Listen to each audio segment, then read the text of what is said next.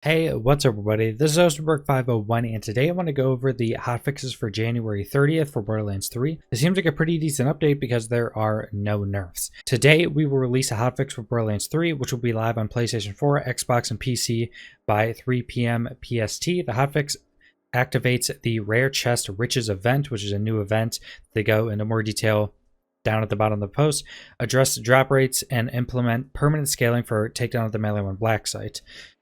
So they activate the Rare Chest Riches event, running until February 13th. Increase the chance to receive legendary loot from red car trunk chests, and then just a hot fix or a fix for a glitch in the new DLC. True takedown mode. We've been looking at the feedback we received during the scaling event for the takedown of Melee 1 Black site, and have decided to make the scaling event permanent starting today.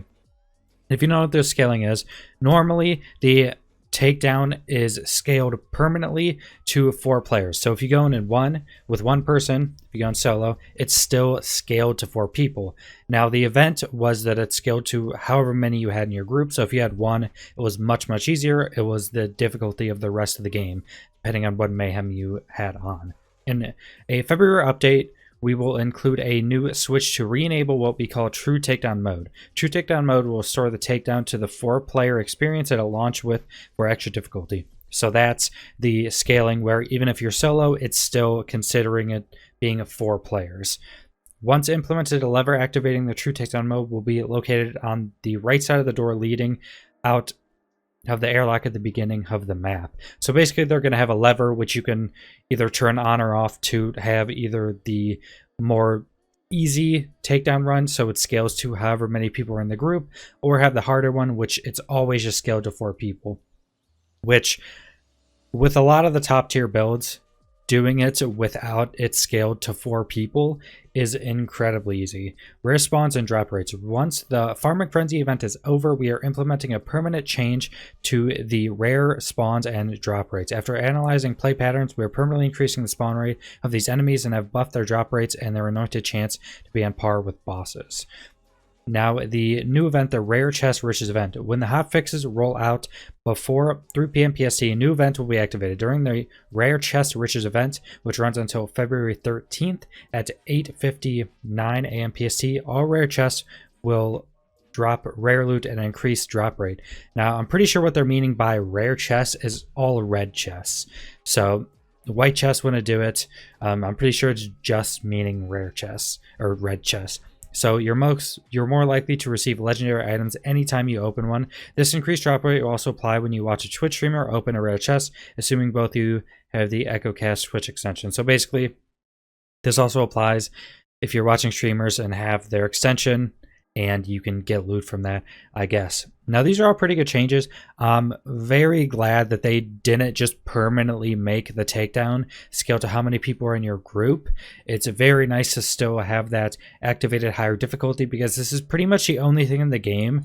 The raid scaling to 4 people and you doing it solo was pretty much the only very difficult thing, even though the super high tier build still didn't have a problem with it really, but it's pretty much the only end game thing in the game that's has quite a bit of a challenge to it, and I'm glad they didn't take that away just to permanently add an easier version of it. So it's really good that you can turn it on or off. The rare spawns and drop rates is pretty good.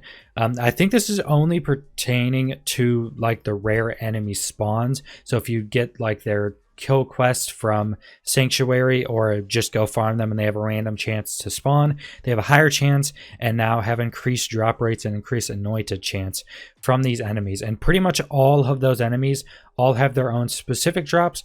Majority of them have drops that only they can drop, and then they also have dedicated drops which pull from the overall loot pool of the game, which are also generic drops that can drop anywhere. So this will just make getting any of those items from those much easier and have a higher chance to be anointed with those, because I do know that some of the items, some of the best items in the game do specifically drop from some of the rare named enemies. So this will make farming some of the top tier stuff a bit easier. And that's pretty much all for the patch. It's really small, but pretty much all positive stuff in it. There's nothing really negative with this. More choices for doing the takedown, more loot, a new event. Hopefully with this February update that they're talking about, because in a February update is when the true takedown mode is going to be in. Hopefully that's going to be a big update with new content and hopefully just a bunch of new stuff. Setting this up with being in a February update instead of just being now is most likely pointing to being another big patch like they had in the past, and they would always basically talk about this stuff is all coming in this big patch coming in this certain month. I think the last one was January for a really big patch. So hopefully there's a big patch coming then.